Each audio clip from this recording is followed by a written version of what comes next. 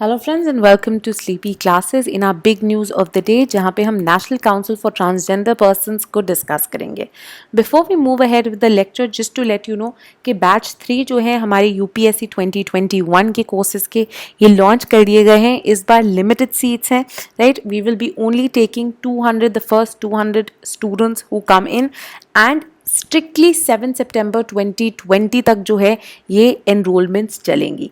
तो जीएस हमारा पीसीएम जो कोर्स है, जहाँ पे आपको कंटेंट लेक्चर्स के साथ साथ जो है टेस्ट सीरीज़ मिलती हैं, मिनी टेस्ट मिलते हैं, साथ ही में जो है आपकी आंसर राइटिंग मिलती है, राइट। तो बहुत ही एक अच्छा कोर्स है जो कि मेंस 2021 तक वैलिड रहता है, जिसकी वीडियोस आप कभी भी देख सकते हैं, जितनी मर्जी बार देख सकते हैं till mains 2021।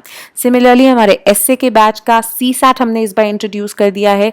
Political science and international relations का ऑप्शनल जो है, राइट, जो कि काफ़ी जो है बहुत ही इंपॉर्टेंट है, राइट। तो जहाँ पे अगेन आपके content lectures, answer writing, sectional and full length test सब कवर्ड होंगे। सोशियोलॉजी का जो थर्ड बैच है, एज वेल एज अगर आप चाहते हैं कॉम्बोज बनाना, राइट, कि ऑप्शनल एसए जीएस या फिर सीसैट एसए जीएस, ये सब कॉम्बोज भी जो है अवेलेबल हैं।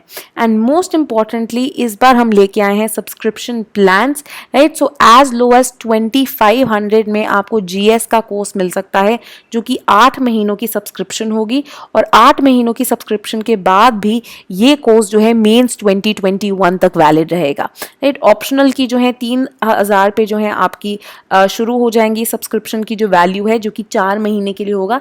But again 4 months you pay the subscription, but ये कोर्स जो है पूरा मेंस 2021 तक वैलिड रहेगा, right. So you don't have to worry about anything till mains 2021, right. Mains 2021 तक आप इन कोर्सेज की जितनी बार चाहें उतनी बार वीडियोस देख सकते हैं, जितनी बार रिवाइज करना चाहें उतनी बार रिवाइज कर सकते हैं, ठीक है।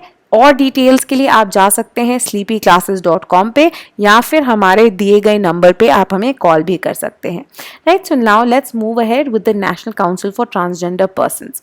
ये जो काउंसिल है वेरी इंपॉर्टेंट बनाई गई है by the union government, and importantly ये जो काउंसिल है ये स्टेटेड थी, ये मैंडेट थी एक under the transgender person protection of rights act of 2019, right. So after the Supreme Court judgement in 2014 बहुत ही एक प्रोग्रेसिव जजमेंट आई थी, जहाँ पे ट्रांसजेंडर पर्सन्स को जो है पहली बार as the third gender recognise किया गया, राइट। एंड उसके ही चलते हुए सुप्रीम कोर्ट ने अंडरलाइन किया गया कि इनकी राइट्स और उनकी प्रोटेक्शन की बहुत ज़्यादा ज़रूरत है।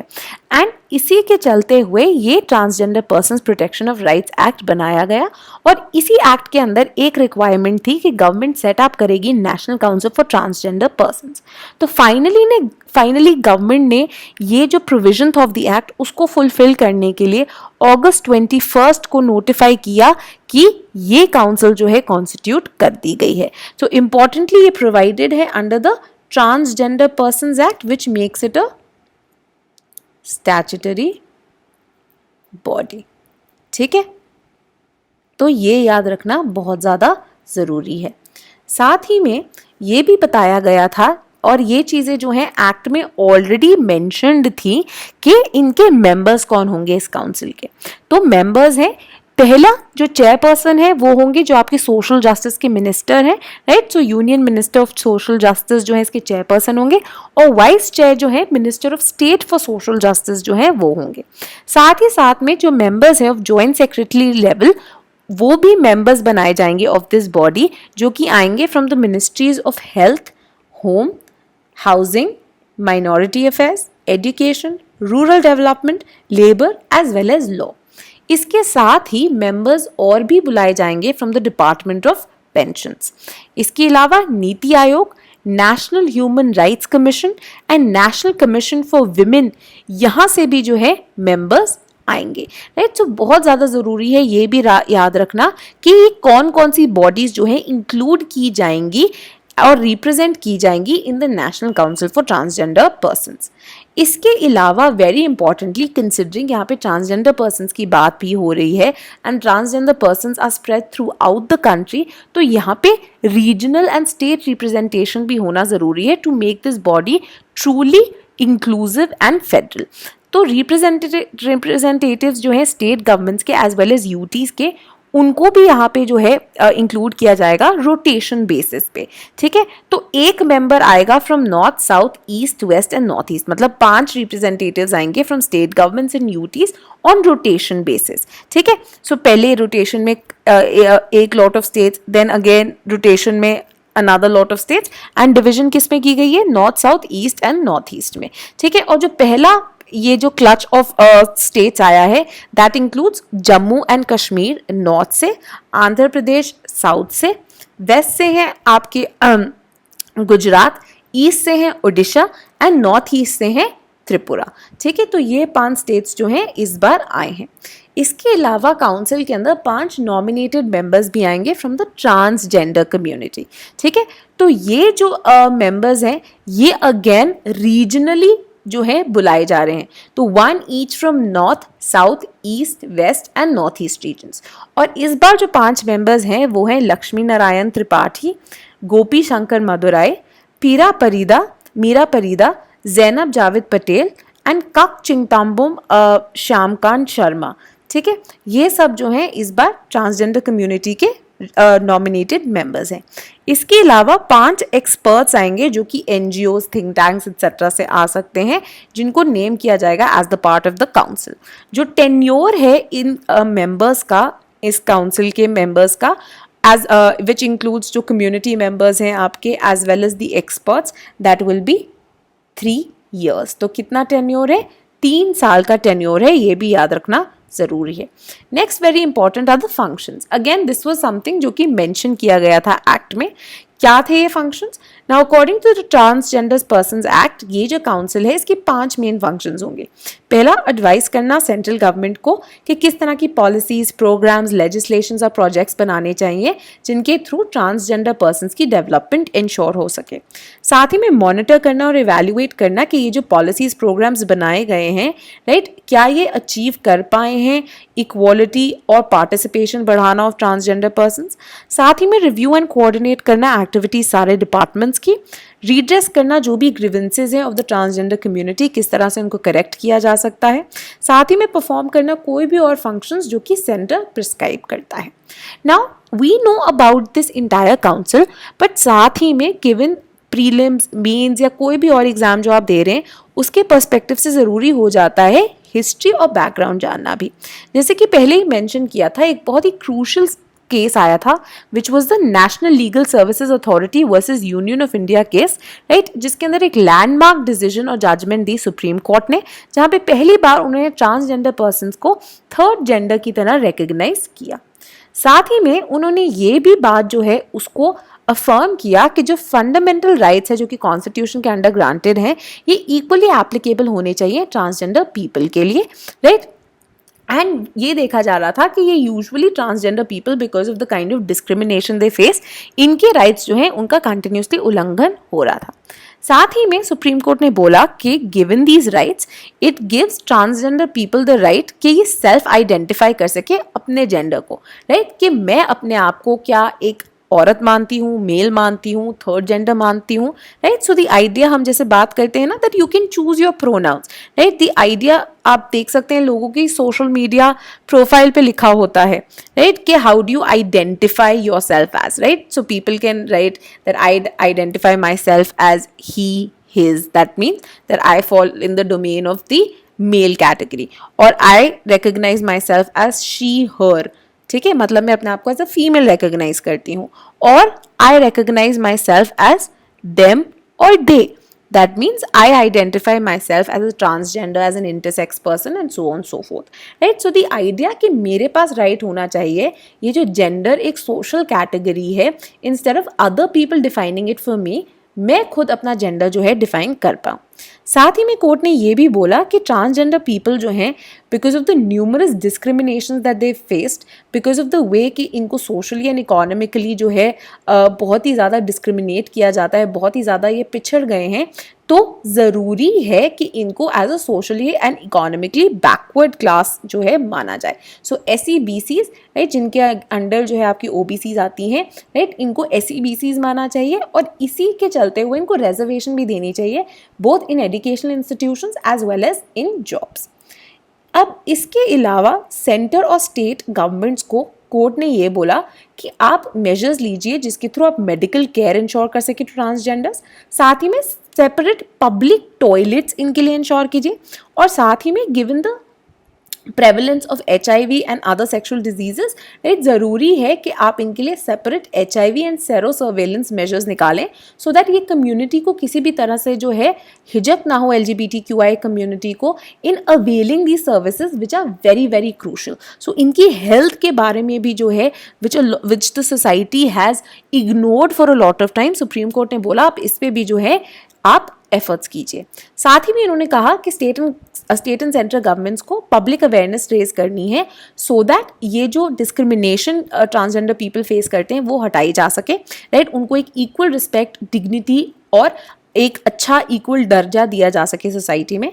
और साथ ही में जो साइकोलॉजिकल इश्यूज, प्रॉब्लम्स जो कि वो फेस करते हैं because of this kinds of discrimination, because of the kind of way that society has treated them, जिसके कारण fear, shame, gender dysphoria is basically कि just because I was born with a certain genitalia, the society calls me a male, but I don't identify myself as a male, ठीक है, I identify myself maybe as a female or as a transgender person, but I am continuously being referred to as a boy, as a boy, as a boy, उसके कारण जो है confusion हो सकता है which leads to gender dysphoria, जो कि बहुत ही ज़्यादा एक agonizing, psychologically draining condition होती है, right? साथ ही में social pressure, depression, suicidal tendencies, stigma के ये जो सारे इश्यूज हैं इनको एड्रेस करने के लिए भी जो है एफर्ट्स देने की ज़रूरत है, ठीक है।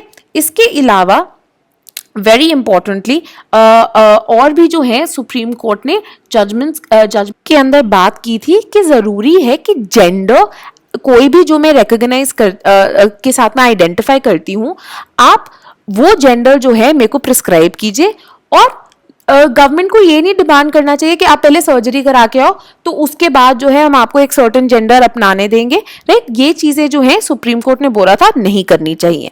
इसके बाद जो है 2019 में आता है transgender persons protection of rights act, right, 2019 में, ठीक है। अब इससे पहले भी जो है वेरी इंपॉर्टेंट 2016 और 18 में जो वर्जन आए थे एक्ट्स के, they were criticised a lot by the LGBTQIA community. अब 2019 के अंदर ये कुछ चीज़ें हटाई गई, फॉर एग्जाम्पल 2016 के एक्ट्स के अंदर क्रिमिनलाइजेशन ऑफ बेगिंग की बात की गई थी, वो हटा दिया गया, स्क्रीनिंग कमेटी जो है वो हटा दी गई, but there are still certain problems which do exist in this act. तो पहले हम फटाफट देख लेते हैं प्रोविजंस क्या है इस एक्ट की।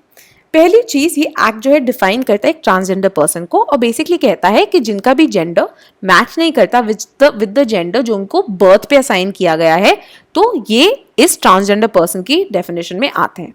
तो आप ट्रांस मैन हो सकते हैं, ट्रांस विमेन हो सकते हैं, इंटरसेक्स वेरिएशंस के लोग हो सकते हैं, जेंडर क्यूअर्स हो सकते हैं, persons with socio cultural identities हो सकते हैं जिनको वेरियस नेम से बुलाया जाता है, such as kinnars, jogtas, hijras and so on so forth. इसके अलावा इंटरसेक्स वेरिएशंस जो है डिफाइन की गई थी टू मीन कि कोई भी ऐसा पर्सन जो कि एट बर्थ शो करते हैं वेरिएशंस अपने प्राइमरी सेक्सुअल कैरेक्टरिस्टिक्स में या उनके जो एक्सटर्नल जेनेटेलिया है उसमें, क्रोमोसोम्स में, हार्मोन्स में, from the normative standard of male और फीमेल बॉडी, ठीक है। कि बेसिकली जो एक हम चीज़ एक मेल बॉडी के अंदर नॉर्मली एक्सपेक्ट करते हैं या एक फीमेल बॉडी के अंदर नॉर्मली एक्सपेक्ट करते हैं, उसको हटके they were maybe say the external genitalia does not really match maybe the internal hormones, या फिर थोड़ी और जो है अदला बदली है और सो on so forth, right. So primary sexual characters जो हैं उनके अंदर कुछ डिफरेंसेस हो सकते हैं, उनके अंदर कुछ वेरिएशंस हो सकती हैं with what is regarded as being socially normal, ठीक है। अब ये जो है पॉइंट आउट किया गया था, और ये भी जो है बातें देखी गई, ये बहुत इंपॉर्टेंट, ये जो नीचे स्निपेट लगाया ना, ये वर्ल्ड बैंक 2016 की एक रिपोर्ट थी जहाँ पे उन्होंने बात की थी कि 92% ऑफ इंडिया ट्रांस पीपल जो हैं वो पार्टिसिपेट नहीं कर पाते हैं किसी इकोनॉमिक एक्टिविटी में because of discrimination. Less than half of them जो है उनके पास एक्सेस है टू एजुकेशन। 62% ऑफ दोज जो जाते हैं एजुकेशन इंस्टीट्यूशंस में वो अब्यूज़ फेस करते हैं, डिस्क्रिमिनेशन फेस करते हैं। साथ ही में उन्होंने बोला था because of homophobia and transphobia India faces a loss of $32 billion of GDP, because हम जो है LGBTQIA कम्युनिटी के लोगों को इनग्रेन नहीं कर रहे हैं into our economy because of such discriminations. साथ ही में उन्होंने पॉइंट आउट किया कि less than 100 out of the proud trans people employed by India Inc जो है क्लेम किया एक UNDP कंसल्टेंट ने। ठीक है, सो बहुत सारे जो है मिसिंग एंगल्स थे जिनको करेक्ट करने के लिए ये 2019 का एक्ट सजेस्ट किया गया था। इसके अलावा 2019 का जो एक्ट है बहुत इंपॉर्टेंटली प्रोहिबिट करता है discrimination against the transgender person, including कि आप उनको डिनाई नहीं कर सकते कोई सर्विस या उनकी अगेंस्ट कोई अनफेयर ट्रीटमेंट नहीं कर सकते when it comes to education. ठीक है, तो आपने उनको इक्वल राइट देना है अगर कोई भी गवर्नमेंट रिकॉग्नाइज जो एजुकेशन इंस्टीट्यूशन है, एम्प्लॉयमेंट चाहे वो प्राइवेट सेक्टर में हो चाहे वो पब्लिक सेक्टर में हो, with regard to health care, with regard to access to या एंजॉय करना कोई भी goods facility so on so forth, वो कहीं पे भी मूव कर सकते हैं। आप ये नहीं कह सकते कि if you belong to a certain community you only have to live in this part of the town और you can't come to this part of the town, right? ये गलत है। राइट टू मूवमेंट है उनके पास, साथ ही में right to resided, वो किसी भी घर में रह सकते हैं। राइट अगर वो एक घर में है तो वो उनको हाउस होल्ड का पार्ट माना जाना चाहिए, किसी फैमिली को उनको बाहर नहीं फेंकना अपने घर से just because you have a child that belongs to the transgender community. Right साथ ही में अपॉर्चुनिटी कि आप कोई भी पब्लिक या प्राइवेट ऑफिस होल्ड कर सकते हैं एंड आप एक्सेस कर सकते हैं गवर्नमेंट या प्राइवेट इस्टेब्लिशमेंट को जहाँ पे जिसकी केयर में या कस्टडी में कोई ट्रांसजेंडर पर्सन हो सकता है। तो सपोजिटली आपको घर से बाहर फेंक दिया गया है, you have no place to live, तो ऐसी इस्टेब्लिशमेंट जो है आप वहाँ पे जा सकते हैं। इसके अलावा ये जो है ये एक बहुत इंपॉर्टेंट LGBTI इंडेक्स था, इंक्लूजन इंडेक्स, जहाँ पे बताया गया what are the basis of including all the LGBTQIA people, right, which included political and civic participation, economic well-being, personal security and violence, health and education। ये भी जो index है बहुत इंपॉर्टेंट है बिकॉज 2019 में ये लाया गया था bye UNDP in collaboration with World Bank as well as some other civil political organizations। ठीक है, तो ये LGBTI इंक्लूजन इंडेक्स जो है कीपिंग इन माइंड हमारे जो सस्टेनेबल डेवलपमेंट गोल्स हैं, the ideas of inclusion and equality जो है उसको मद्देनजर रखते हुए ये डेवलप किया गया था। इसके अलावा 2019 का जो एक्ट है उसमें ये भी कहा जाता है कि अपने आप को एक ट्रांसजेंडर पर्सन आइडेंटिफाई करने के लिए ज़रूरी आप एक एप्लीकेशन दे टू द डिस्ट्रिक्ट मैजिस्ट्रेट, जिसके थ्रू आपको एक सर्टिफिकेट ऑफ आइडेंटिटी मिलेगा जिसके अंदर जेंडर जो है ट्रांसजेंडर इंडिकेट किया जाएगा। एक रिवाइज सर्टिफिकेट जो है ऑब्टेन किया जा सकता है ओनली अगर जो है एक इंडिविजुअल अंडरगो कर ले surgery to change your gender as a male और फीमेल। तो इसका मतलब क्या हुआ, if I identify myself, maybe I was born a male but I identify myself as a female, right, but अभी मैंने surgery नहीं कराई है, what will happen is that they will give me the certificate of being a transgender and I can't get the certificate of being a female till the time I undergo a surgery. ठीक है, now this was something that the Supreme court had actually said कि आप surgery पे मत rely कीजिए, in fact psychological test कीजिए, on the basis of that you should determine कि एक पर्सन का जेंडर क्या है। Biology is not a determinant of gender, it is actually how a person thinks of himself और कंसीव्स ऑफ हिमसेल्फ और herself, right. साथ ही में जो 2019 का एक्ट है ये रिकॉग्नाइज करता है कुछ ऑफेंसेस को भी against transgender persons, which includes forced या bonded labour, denial of use of public places, removal from household and village, and lastly physical, sexual, verbal, emotional या कोई भी और इकोनॉमिक अब्यूज। पेनल्टीज होंगी इसके लिए जहाँ पे आपको इम्प्रिजन भी किया जा सकता है बिटवीन 6 to 2 years, राइट, और साथ ही में फाइन भी लग सकता है। इंपॉर्टेंटली इसी एक्ट के तहत जो है national council for transgender persons को कॉन्स्टिट्यूट करने की बात की गई थी, जिसके वेरियस जो इंपॉर्टेंट कॉम्पोनेंट्स हैं वो ऑलरेडी हम डिस्कस कर चुके हैं। नाउ लास्टली बिफोर एंडिंग कुछ sample questions, for example prelims के अंदर आपको पूछा जा सकता है what kind of a body is national commission for transgender person, तो ऑब्वियसली 2019 के एक्ट के अंदर ये मेंशन्ड है, तो क्या होगी, ये स्टैट्यूटरी हो गई। देन पूछा जा सकता है मेंबर्स के बारे में, तो चेयरपर्सन कौन है या टेन्योर कितना होता है मेंबर्स का, तो ऐसे क्वेश्चंस प्रीलिम्स में आ सकते हैं। ठीक है, साथ ही में स्टेटमेंट बेस्ड क्वेश्चन आ सकता है कि इनमें से कौन सी स्टेटमेंट्स करेक्ट है about the transgender persons act, right, तो उसके वेरियस प्रोविजंस को याद रखना भी जरूरी है। मेंस पर्सपेक्टिव से ये आपके पॉलिटी के अंदर इंपॉर्टेंट हो सकता है, GS2 में जो कि आता है जहाँ पे पूछा जा सकता है maybe about the act और maybe about the council, या फिर GS1 में ये सोशल इश्यूज के अंदर भी बहुत इंपॉर्टेंट हो सकता है, जहाँ पे आपको पूछा जा सकता है कि आप मेजर्स डिस्कस कीजिए कि गवर्नमेंट किस तरह से inclusion of the transgender community उसको प्रमोट करने की कोशिश कर रही है। तो दोनों ही GS1 एंड GS2 के लिए ये इंपॉर्टेंट साबित हो सकता है। तो आप इन एंगल से जो है इस पूरे टॉपिक को देख सकते हैं। This is all for today. Thank you and see you in the next lecture.